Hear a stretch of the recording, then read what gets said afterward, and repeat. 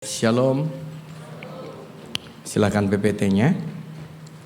Nah, saudara, nanti saudara saya berharap gak bingung karena kenapa kok saya bicara kingdom calling atau vision. Apa hubungannya dengan kejenuhan, saudara, untuk mengatasi kejenuhan. Jadi selain materi yang tadi yang pertama saya sampaikan ibadah pertama, yaitu kekuatan dan harapan, saudara. Yang di ibadah 2 ini saya bicara tentang visi. Dan kenyataannya saudara, seringkali kejenuhan, kebosanan itu terjadi karena seseorang kehilangan arah. Nggak ada sebuah tujuan tuntunan dari Tuhan. Itu yang membuat mereka saudara akhirnya stuck, berhenti saudara, ya, tidak berkembang. Mereka bingung di dalam mengerjakan segala sesuatu. Dia berpikir bahwa sebetulnya kami ini mengerjakan apa? Nah, saudara, ini akan ada hubungannya. Jadi selain kita tadi yang ibadah pertama saya bicara orang itu menjauh dari Tuhan, ya. Makanya saudara, dia Tuhan katakan datanglah kepadaku. Nah, yang kedua ini yang ingin saya bagikan, jangan-jangan saudara, orang tersebut mengalami kejenuhan karena memang tidak ada arah. Tidak ada tujuan apa yang dikerjakan. Jadi begini Bapak Ibu, seperti seseorang kalau saudara ikut lomba, misalkan lari, misalkan, ya, lari maraton, tapi saudara nggak jelas kapan finishnya, kira-kira tahu ya? Coba apa yang sudah pikirkan dalam benakmu? Ketika kita berlari jadi lelah, apakah jadi semangat atau tambah frustasi? Ketika kita tanya finishnya mana, masih belum tahu. Atau saudara main futsal, kalau yang suka futsal, main futsal tanpa gawang. Mungkin awal-awal akan semangat, ya kan? Tetapi tiba-tiba di tengah jalan sudah dia akan berpikir, terus kita ngapain? Sampai kapan? Ukurannya apa dikatakan berhasil? Tidak ada ukuran. Itu yang seringkali saudara membuat orang frustasi, membuat orang saudara mulai kelelahan. Karena dia tidak pernah bisa mencapai sebuah capaian yang diharapkan. Nah, seringkali sudah kejenuhan itu juga terjadi di area karena seseorang kehilangan visi. Coba selanjutnya kita lihat. Nah, Amsal 29 ayat 18. Makanya Alkitab berkata gini, bila tidak ada wahyu, menjadi liarlah rakyat. Berbahagialah orang yang berpegang pada hukum, saudara. Ya sama. Nah disebutkan without prophetic vision. Jadi visi yang dari Tuhan. Tanpa visi yang dari Tuhan. Jadi saudara, bicara kenapa dia pakai kata wahyu bukan kata visi. Hanya visi saja. Karena kata visi itu tujuan itu bisa dipunyai oleh siapapun. Dunia mengatakan bahwa ingin kaya itu adalah tujuan. Ingin punya 10 pabrik itu adalah tujuan. Tapi yang saya maksudkan di sini itu adalah prophetic vision. Ya, visi yang dari Tuhan. Nah, apa itu saudara? Visi yang dari Tuhan. Dikatakan bahwa menjadi liar. Dikatakan terjemahan yang lain gini, where there no vision. Dikatakan itu. Where there no vision, the people perish, binasa. Di mana tidak ada visi, umatku binasa. Tidak ada tuntunan. Nah, apa itu saudara yang dimaksudkan dengan wahyu? Coba kita lihat selanjutnya. Nah, ini saudara. Ternyata saudara kata wahyu di sini bahasa aslinya adalah hazon. Hazon ini artinya adalah visi, wahyu atau penglihatan. Jadi poin utama kata hazon yang dipakai visi ini adalah tuntunan. Jadi bukan hanya sekedar mimpi, tapi visi ilahi atau pernyataan Tuhan. Jadi kalau kita ini nggak dapatkan pernyataan Tuhan, nggak mendapatkan tuntunan dari Tuhan, itulah yang menjadi permasalahan yang cukup besar, saudara. Ya, itu sebabnya saudara, seringkali orang kalau nggak dapat tuntunan dia akan mengalami satu titik yang namanya stuck, berhenti di tempat. Itu yang membuat seseorang menjadi jenuh, saudara, mulai menjadi letih karena nggak ada semangat. Dia nggak bisa lihat lagi, saudara. Hasil yang akan dicapai sampai seperti apa. Ya, ketika umat Tuhan mendapat arahan ilahi mereka, ketika umat tidak mendapat arahan ilahi, mereka akan tersesat. Mereka jalan sesuai dengan apa yang dia mau. Saudara, ya. Dia mencari sendiri, saudara, apa yang dia kerjakan sampai akhirnya berada di jalan buntu. Makanya kata jenuh itu kan di situ, saudara. Sudah begini-begini saja hidup itu. Nah, saudara, kalau udah ngomong seperti itu, berarti dia sedang mengalami kejenuhan, saudara. Ya, kenapa? Karena nggak ada tuntunan Tuhan. Ya. Nah, selanjutnya, saudara, hati-hati. Ya. Roma 3 ayat 23. Karena semua orang yang telah berbuat dosa dan telah kehilangan kemuliaan Allah. Nah, saudara, berarti kata penting di sini ada dua. Kata dosa dan kemuliaan itu ternyata berhubungan. Orang yang berbuat dosa, yang jatuh dalam dosa, itu kehilangan kemuliaan. Nah, kemuliaan itu adalah kabot, saudara, bobot atau kualitas. Jadi seseorang yang berbuat dosa itu kehilangan kualitas kehidupan. Orang yang berbuat dosa itu artinya kehilangan kemuliaan Allah, kehilangan kualitas dalam kehidupan. Kenapa? Karena dia tidak mendapat tuntunan. Nah, kok bisa hubungannya di situ? Coba bisa diklik lagi. Nah, saudara, kata dosa tersini ternyata meleset dari sasaran atau target. Hamartano, hamartia itu sama. To miss the mark, bergeser, meleset dari tujuan target. Itu dosa. Jadi dosa itu bukan hanya berbicara kita melanggar perintah Tuhan, saudara. Ada banyak orang yang penting saya berbuat baik, Pak. Saya nggak aneh-aneh kok. Ya, saya tetap anu kok, Pak. Saya tetap ibadah kok. Loh, bukan hanya itu, saudara. Dosa itu ternyata bukan hanya karena kita melanggar perintah Tuhan. Tetapi dosa itu ternyata adalah meleset dari tujuan hidup utama manusia. Dan kehilangan akibatnya adalah kehilangan kualitas hidup. Nah, nanti akan saya tunjukkan, saudara, kenapa kok bisa kehilangan kualitas hidup. Nah, sebaliknya, saudara, orang yang hidup sesuai dengan tuntunan Tuhan, ya, yang memiliki visi yang dari Tuhan, mereka ini rata-rata memiliki kualitas hidup yang bagus. Apapun yang dikerjakan itu berkualitas, saudara. Nah, ini memegang peranan yang sangat penting. Nah, coba kita lihat selanjutnya. Nah, visi Tuhan, saudara. Nah, ini ciri-cirinya, saudara. Harus ini, saudara. Ya, saya akan coba saudara perhatikan perlahan-lahan, saudara. Visi Tuhan atau tuntunan Tuhan, apapun itu, saudara. Tujuan hidup yang dari Tuhan, ya, itu selalu yang pertama, sejalan dengan firman Tuhan. Jadi harus ada dasar firman-Nya. Ya, sejalan, tidak boleh bertentangan. Tidak boleh keluar dari firman Tuhan, tidak boleh, ya. Kemudian yang kedua, itu akan berakibat memuliakan Kristus. Jadi visi ini, saudara, bukan memuliakan diri kita. Enggak.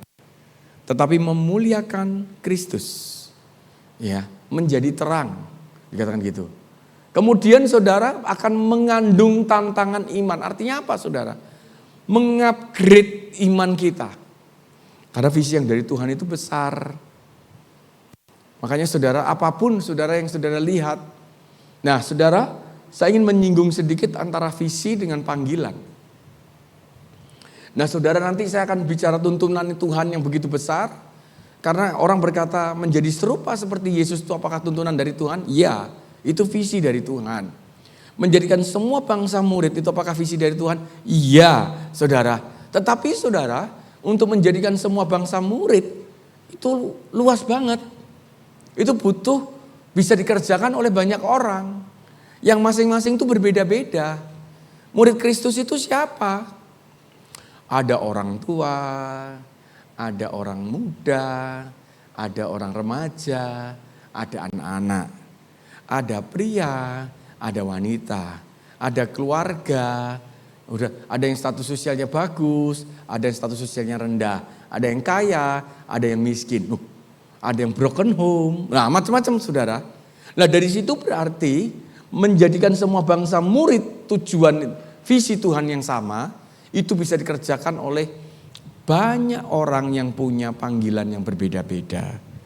Ada satu orang yang punya panggilan tentang anak-anak, maka dia kerjakan mulai dari anak-anak, menjadikan mereka murid Kristus. Itu calling. Ya, itu bagaimana kita menentukan. Kalau saudara mengerti visi yang besar tuntunan Tuhan, oh Tuhan mau begini, lalu saudara ambil part saudara. Sama seperti ini saudara. Kalau orang tuh membangun gedung, ya, bangun sebuah gedung, visinya satu, membuat sebuah gedung yang indah, saudara, efektif, produktif, misalkan begitu. Nah di dalamnya kan banyak orang-orang yang memenuhi panggilan mereka. Ya, ada arsitek yang mereka menggambar, ada teknik sipilnya dia yang menghitung semua struktur, dihitung semuanya. Ada tukang listriknya yang dia bisa mengatur listrik menjadi lebih baik, AC dan semuanya. Ada plumbing yang untuk mengatur saluran-saluran semua, kamar mandi dan semuanya. Ada orang yang plafonnya, ada orang yang keramiknya, ada orang yang finishingnya, ada desain interiornya. Itu calling. Saya analogikan begitu. Ya, jadi saudara berarti apa yang harus kita temukan? Calling. Tapi sebelum saudara menemukan calling, saudara lihat ini. Oh, ciri-cirinya itu seperti ini. Visi Tuhan itu selalu mengandung tantangan iman besar. Jadi akan mengupgrade iman kita, saudara. Ya, jadi nggak cuma berhenti sampai di situ. Jadi saudara, iman saudara akan di-challenge. Sesuatu yang itu besar yang tidak mungkin, itu bisa menjadi mungkin. Ya, itu visi yang dari Tuhan. Ya, seperti kami saudara, Tuhan berikan visi Tuhan untuk tuntunan Tuhan untuk membangun sekolah waktu itu di NTT. Dan di sini saudara dibangun oleh banyak orang yang punya panggilan. Ada yang callingnya guru, saudara. Ada yang callingnya khusus untuk mengatur manajemen sekolahnya. Ada calling yang melahirkan pemimpin, ada di sana, saudara. Ada orang yang khusus manajemen di yayasannya. Ada orang yang bagaimana funding, mencari dana. Itu semua berkumpul dengan punya mengerjakan tujuan yang besar. Masing-masing punya calling, panggilan, saudara. Dan orang akan berfungsi, makanya saudara, satu tubuh banyak anggota. Nah ini saudara, tangan itu punya kegunaan. Bisa nggak tangan buat jalan? Bisa kalau mau dipaksa. Tapi saudara nggak mungkin jalan jauh. Nah gitu aja kan. Ya. Kaki dijadikan fungsi tangan bisa nggak? Bisa. Ya tapi saudara butuh berlatih sekian lama. Buktinya ada orang yang nggak punya tangan, tapi dia bisa makan dengan kakinya juga. Ya tetapi itu butuh effort yang berat sekali. Makanya kadang-kadang orang yang berat itu karena dia nggak ngerti panggilannya. Ya, dia tangan jadi kaki, terus dia mengerjakan kaki terus. Jenuh nggak, saudara? Capek nggak? Capek, saudara. Kalau saudara mengerjakan sesuai part bagianmu, engkau ringan, saudara. Walaupun itu harus men-challenge tantangan iman yang lebih besar. Kemudian memberikan inspirasi. Nah, saudara, visi Tuhan itu selalu akan memberikan inspirasi buat orang sekeliling kita. Kita cerita aja sebentar, orang itu akan terinspirasi. Kita cerita sebentar, orang akan kepingin saudara melakukan hal yang sama seperti kita. Orang mendengar, dia akan bangkit. Ya, makanya saudara memberi kekuatan dan semangat. Nah, kenapa orang patah semangat? Kenapa orang gak punya kekuatan? Karena dia gak mendapat tuntunan visi dari Tuhan. Saudara, dalam kehidupan kita ngapain? Ya udah mengalir aja, saudara. Hidup menjadi dewasa lalu sekolah, saudara, sekolah, kuliah bekerja menikah punya anak, setelah punya anak punya cucu, mati, selesai. Padahal kan bukan itu Tuhan mau. Ada banyak hal yang Tuhan ingin kerjakan dalam kehidupan kita untuk mengisi kehidupan kita. Bukan hanya sekedar menjalani kehidupan. Tetapi kita, saudara, harus menempatkan satu part dalam kehidupan kita. Apa yang Tuhan mau dalam kehidupan kita. Ya, Tuhan berikan visi dalam kehidupan saya dan sekaligus calling melahirkan pemimpin dari anak-anak muda. Sampai hari ini saya konsisten mengerjakan semuanya, saudara. Dan saya semakin bergairah. Begitu ada pemimpin baru muncul, saya bergairah, semangat, saudara. Kekuatan baru itu muncul, saudara. Ketika saya dalam keadaan letih, lesu, saudara capek, tiba-tiba saya mendengar kesaksian. Tiba-tiba ada satu orang pemimpin yang dia calling, dia ngomong, terima kasih karena kamu sudah menempatkan fondasi dalam hidup saya. Itu udah tiba-tiba capeknya runtuh semuanya, hilang semuanya. Ketika saya mendengar kesaksian, melihat seseorang sudah dipulihkan dan dia bangkit menjadi pemimpin, itu udah lebih dari cukup. Nah, sudah perhatikan, memberi kekuatan dan semangat, saudara. Makanya banyak orang, saudara, ketika dia nggak menemukan visi Tuhan, hidupnya itu flat, mendatar. Nggak ada gairah, saudara, gampang jenuh. Kemudian visi Tuhan itu adalah apa, saudara? Untuk kepentingan Tuhan dan sesama. Nggak ada untuk kepentingan dirinya sendiri, saudara. Nah, yang paling penting, saudara, ini perhatikan. Melakukan tanpa pamrih. Apa artinya? Kalau kita udah menemukan tuntunan Tuhan, tujuan Tuhan, kita itu bisa melakukan walaupun tanpa digaji. Makanya saudara, anak-anak muda atau siapapun saudara di tempat ini, ternyata pekerjaanmu itu tidak harus sama dengan panggilanmu. Dengan visimu gak apa-apa, berbeda boleh. Bahkan seringkali pekerjaan kita, saudara, kalau kita menemukan visi Tuhan, pekerjaan kita itu adalah sarana untuk kita mengumpulkan dana untuk mengerjakan visi yang dari Tuhan. Karena visi yang dari Tuhan seringkali tidak menghasilkan apa-apa. Bahkan mengeluarkan apa-apa. Nah, saudara. Ya, orang kalau ngerti di sini maka dia akan bekerja dengan sungguh-sungguh di sini. Nah, kalau anak muda sekarang bahasanya ini bukan passionku. Loh, passion ganti-ganti terus setiap bulan. Saudara. Habis ditegur dimarahi ganti passion. Nah, itu bukan, saudara. Ya, visi itu udah berubah-berubah. Saudara, callingmu tuh gak bisa berubah-berubah. Habis mengerjakan A dimarahi jadi B. B nanti ditegur jadi C. Loh. Bukan, itu emosi namanya. Nah, tetapi saudara bisa mengerjakan itu tanpa pamrih. Itu ciri-ciri. Saya sering mengatakan, kamu melakukan visimu itu bisa gak? Wah, gak bisa karena gak menghasilkan. Kita harus menghasilkan. Bukan, hasilkan di tempat yang lain. Lalu bangun visimu. Jadi kalau visi dari Tuhan tuh orang rela gak dibayar saudara melakukan itu. Bahkan melakukan tanpa dibayar pun dengan sukacita, bayangkan. Dengan bergairah. Wow, saudara kalau bisa mengerjakan itu begitu luar biasanya. Coba klik lagi, nah ini saudara perhatikan ini. Visi dari Tuhan tidak berpusat pada diri sendiri, tetapi pada Tuhan dan sesama. Perhatikan, jika berpusat pada diri sendiri, itu bukan visi, tetapi ambisi. Jadi kalau saudara pengen membedakan pertanyaannya, apa sih bedanya visi sama ambisi? Nah ini saudara, visi Tuhan itu tidak berhubungan dengan diri kita. Selalu berhubungan dengan kepentingan Tuhan dan sesama. Kalau itu berhubungan dengan diri kita yang ingin dimuliakan, kita jadi pusat, saudara, itu bukan visi tetapi ambisi. Saudara, ya. Jadi kalau saudara punya mimpi bahwa anak-anak yang miskin harus sekolah, lah itu visi dari Tuhan. Oh kalau aku pengen kaya, aku punya 5 perusahaan supaya aku bisa pergi ke kota ini, negara ini. Itu bukan visi, itu ambisi. Oke, ya. Jadi jangan sembarang-sembarang kita berani berkata itu visi dari Tuhan. Oh kenapa engkau kaya? Oh kaya supaya Tuhan dimuliakan. Dimuliakan dari mana? Ya kan Tuhan lihat. Anaknya diberkati, dari mana? Ngapain Tuhan harus dimuliakan dengan anak-anaknya diberkati? Tuhan itu pemilik segalanya Bapak Ibu. Kalau saya seorang konglomerat, harta saya puluhan triliun, apakah perlu saya menunjukkan anak saya orang kaya baru saya dimuliakan? Halo, saya mau tanya saudara, coba bayangkan sedikit ya. Kalau saudara jadi orang kaya konglomerat, bayangkan sebentar aja. Ya. Kalau saudara ini punya segalanya, apakah perlu saudara menunjukkan anakmu tuh kaya baru saudara baru mulia? Betulkah begitu saudara, Bapak Ibu? Ini yang sering kali kan orang Kristen ngomong kan, ayo supaya kita diberkati, supaya nama Tuhan dipermuliakan dari mana?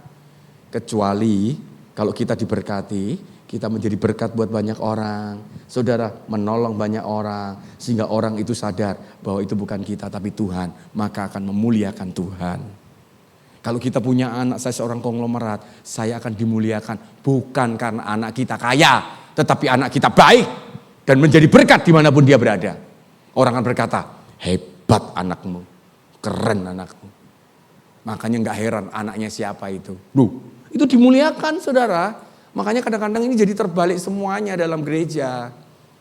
Kalau saya ketemu orang mengatakan gitu, ayo kita supaya hidup, supaya diberkati, supaya memuliakan nama. No, kamu diberkati pun kalau engkau tidak menjadi berkat, tidak akan pernah memuliakan nama Tuhan. Bahkan malah sebaliknya, mempermalukan nama Tuhan. Ya, saudara ingat dengan baik. Nah, saudara jangan beralih, tetap harus pada visi bukan ambisi. Nah kita lihat, nah ini sekarang hubungannya di sini. Selanjutnya saudara, kalau tanpa visi ini, nah ini sangat memiliki korelasi dengan kejenuhan. Kalau orang tuh gak punya visi, gak punya tuntunan dari Tuhan, maka ini sudah hidupnya tanpa arah. Ya kayak tadi sudah main sepak bola tanpa gawang, ya kan? Lama-lama saudara engkau mulai jenuh. Lama-lama berpikir, kita itu ngapain toh ya, satu bola dibuat rebutan.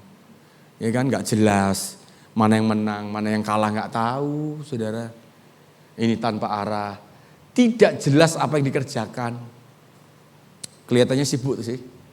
Tapi gak jelas ada hasilnya. Sibuk sana sini gak ada hasilnya. Ya, lelah saudara. Orang melakukan tanpa hasil itu lelah. Saya mau beritahu saudara. Kau kerjakan ini itu sudah gak melihat hasilnya. Itu capek saudara, jenuh. Dengar baik-baik.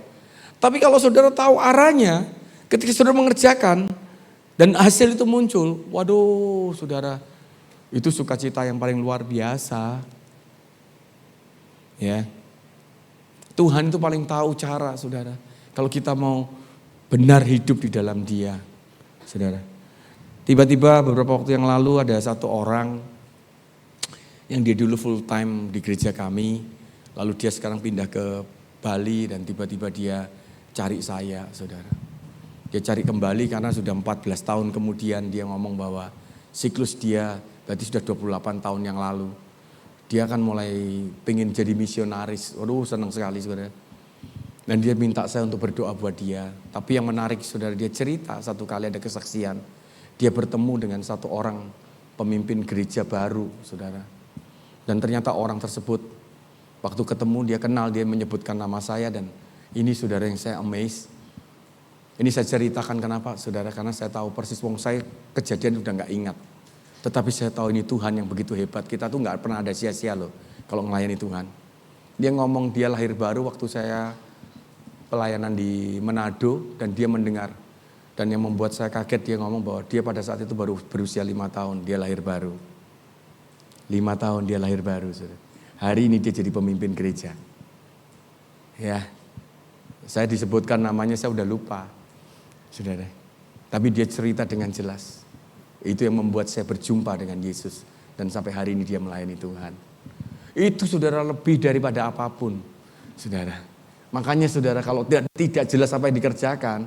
Maka hidup tanpa batasan rohani dan moral. Gak ada batasan rohani dan moral. Saudara. Ngeri loh saudara, tanpa hidup batasan dan moral itu saudara. Makanya orang ini gak bisa berdiri teguh dengan kebenaran. Ya, apapun diterjang. Yang penting nyaman, saudara, dia terjang saudara. Gak mau susah saudara. Contoh saya mau beri contoh saudara. Seandainya saudara itu pergi, saudara berangkat ke terminal bus. Tapi saudara tuh gak tahu mau pergi kemana. Pokoknya saya mau pergi aja, gak tahu tujuannya. Apa yang akan saudara pilih? Pasti yang enak-enak saudara.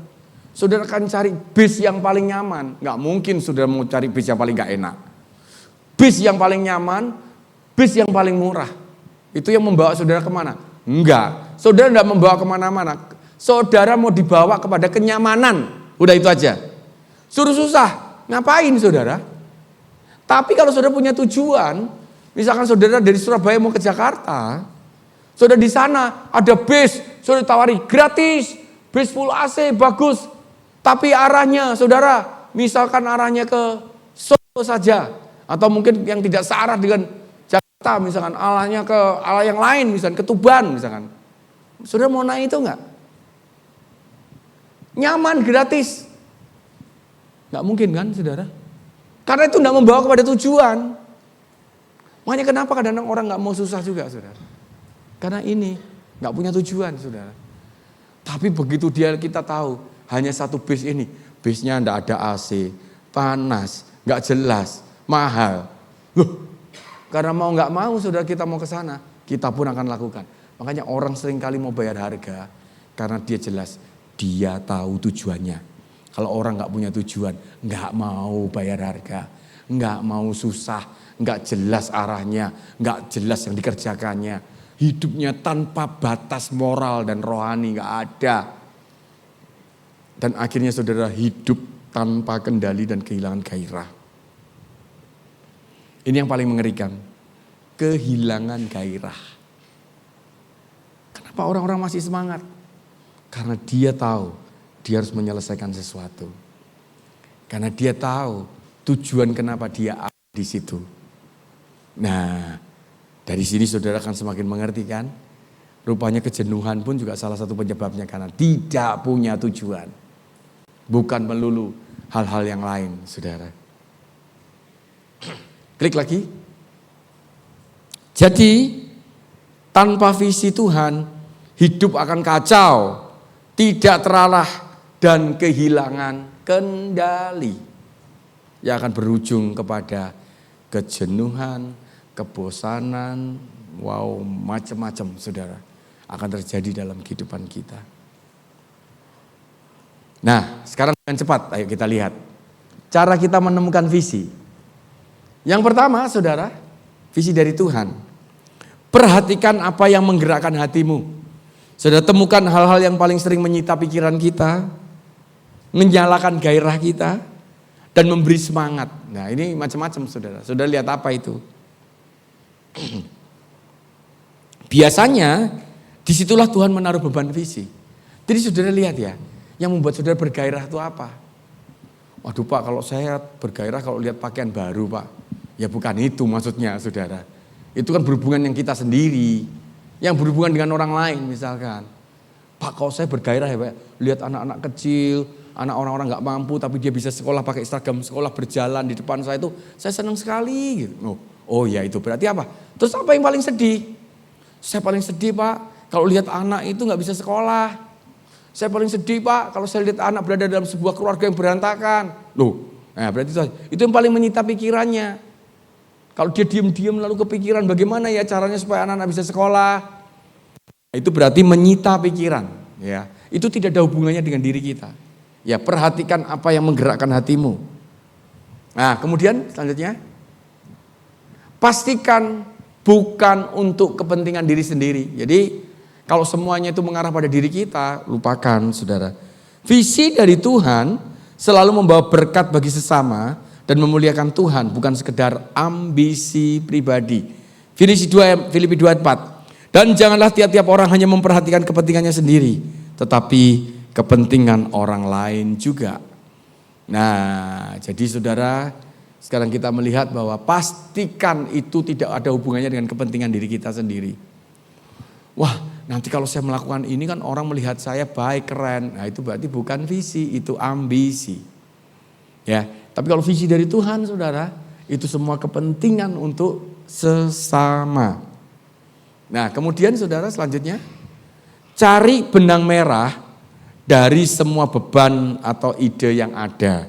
Cari saudara, yang menyita pikiran itu apa, saudara. Lalu yang membuat saudara kepikiran itu apa, yang membuat saudara berbelas kasihan itu apa, yang membuat saudara antusias itu apa.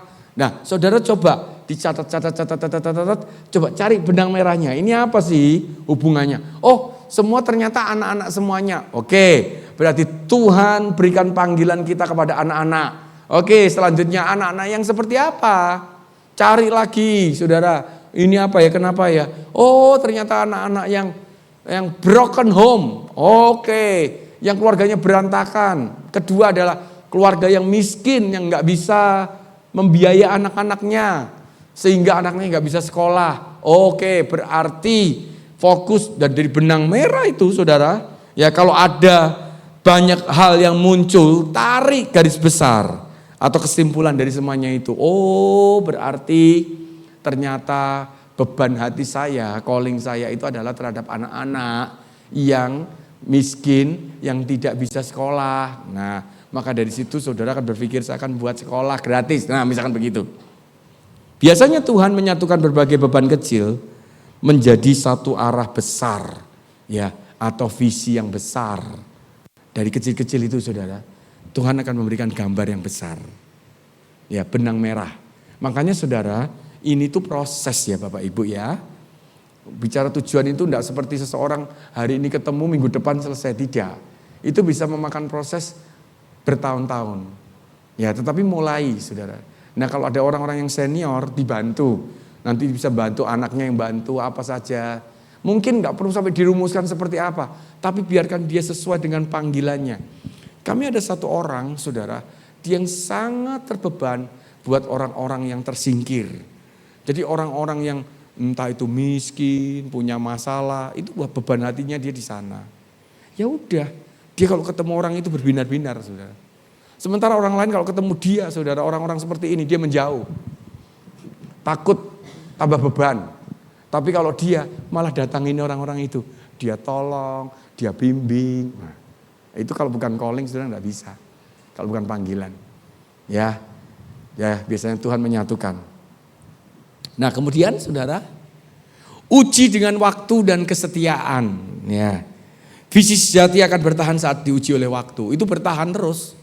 Sekian lama saudara. Waktu itu akan terus berbicara. Nah kemudian jangan terburu-buru saudara. Terus doakan dan renungkan firman dan lihat apakah semangat itu tetap konsisten hingga mengkristal menjadi panggilan yang jelas. Jadi diuji oleh waktu, saudara. Oh, kok saya konsisten terus di sini terus ya hati saya ya, tidak berubah-berubah. Ya, berarti sudah jelas. Nah, ayatnya kita lihat Habakuk 2 ayat yang ke-3, saudara. Ya, ini. Catatlah itu. Sebab sekarang belum waktunya. Tetapi saat itu segera tiba. Dan apa yang kunyatakan kepadamu pasti akan terjadi. Meskipun tampaknya masih lama. Tetapi tunggu saja. Saat itu pasti akan datang dan tak akan ditunda. Ini dalam versi bahasa Indonesia sehari-hari. Jadi apa Bapak Ibu maksudnya? Ya jadi dari semuanya ini saudara, coba saudara mulai dipikirkan. Minta tuntunan dari Tuhan supaya kita tidak mudah mengalami kejenuhan. Yang satu, bagaimana cara kita mengatasi kejenuhan? Datanglah kepada Tuhan. Saudara, perhatikan. Saudara, kehidupan kita minta tolong Tuhan untuk menuntun. Tapi satu lagi juga gini, makanya ketika orang kehilangan tuntunan Tuhan, maka dia akan hidup dalam kejenuhan, kebosanan, kelelahan, keletihan. Saudara, otomatis itu akan terjadi dalam kehidupan kita. Jadi periksa. Ya, makanya saudara datang kepada Tuhan itu tanya, Tuhan, yang mana sih yang sesungguhnya? Kok saya letih sekali ya, saya jenuh sekali hidup saya. Kalau Tuhan tunjukkan, aku mau kamu melakukan apa? Begitu kita melakukan sesuatu seperti itu, maka gairah kita mulai muncul. Bapak Ibu dengar baik-baik. Orang yang gak memiliki gairah itu tidak menarik. Orang tuh yang gak antusias, orang-orang gak akan tertarik sudah di sekeliling kita. Orang tuh gak tertarik dengan orang yang dingin. Ya, betul saudara? Saudara berharap, kalau saudara ketemu orang, saudara berharap semakin gak ada harapan atau semakin semangat, antusias? Antusias kan? Makanya antusias itu menular, saudara. Jadi kalau saya semangat, saya ketemu orang, saya cerita, orang jadi semangat. Kalau saya frustasi, skeptis, pesimis, orang jadi skeptis dan pesimis loh. Orang tuh bisa rasa kok. Jadi hati-hati ya saudara. Jadi kalau kita ini gak antusias, orang gak tertarik. Kalau antusias orang akan berdatangan semua. Dan begitu ketemu dengan kita akan jadi antusias. Dan yang terakhir, visi sejati menuntun kita untuk tidak berpusat kepada diri sendiri, tetapi pada Tuhan dan sesama. Akhirnya saudara, visi itu akan membuat kita tidak egois. Visi itu akan membuat kita saudara tidak hidup untuk diri kita sendiri. Visi itu akan membuat kita hidup untuk Tuhan dan untuk orang-orang sekeliling kita. Makanya begitu kita melihat orang lain bersuka cita, kita pun ikut bersuka cita. Kita melihat orang lain menyala apinya, kita ikut menyala. Nah kalau orang fokusnya pada diri sendiri, nggak heran. Begitu dia frustasi sendiri. Dia meringkuk sendiri, menangis sendiri, dan akhirnya mati sendiri. Ya kan? Sesimpel itu. Makanya saudara kalau sudah menemukan visi, engkau akan melihat orang lain. Waduh, orang lain tersenyum, engkau ikut senang. Ya. Orang lain mengalami kegairahan, engkau ikut bergairah. Nah, visi itu akan menuntun kita ke sana. Jadi, Bapak Ibu mulai berdoalah dan minta tuntunan Tuhan. Tanya, lalu temukan panggilanmu. Ya, saya tahu saudara bahwa firman ini agak sedikit berat mungkin ya. Perlu dicerna, perlu didiskusikan. Tapi nggak apa-apa ya, sekali-kali saya perlu sampaikan. Mungkin Bapak Ibu yang bisa mendapatkan ini, tolong dijelaskan dengan bahasa yang lebih praktis. Ya, jangankan di sini, di gereja kami pun juga mengalami begitu. Waktu dijelaskan gitu, beberapa orang, saya bingung, terlalu berat. Enggak apa-apa, tapi itu adalah kebenaran. Saya perlu sampaikan ini saudara, karena kalau saya enggak tampilkan semua secara utuh, saudara akan berpikir bahwa kalau jenuh itu pasti ini. Enggak. Kayak orang tuh loh saudara, di dokter tuh kalau orang pusing tuh apakah berarti karena sakit kepala saja? Belum tentu saudara, dampaknya tuh orang gara-gara asam lambung bisa sakit kepala, betul? Ya kan? Orang infeksi bisa sakit kepala. Loh, macam-macam saudara. Jadi jangan langsung diputuskan. Makanya kadang-kadang kita tuh kalau nggak menemukan akarnya, saya jenuh itu pasti terlalu sibuk di gereja. Loh, itu dari mana itu statement seperti itu? Ada orang yang sibuk di gereja malah antusias, ya berarti bukan di situ, saudara. Jangan terlalu cepat mengambil kesimpulan. Ada banyak part. Ini masih 2 yang sampaikan. Itu aja ya. Oke, mari kita berdoa.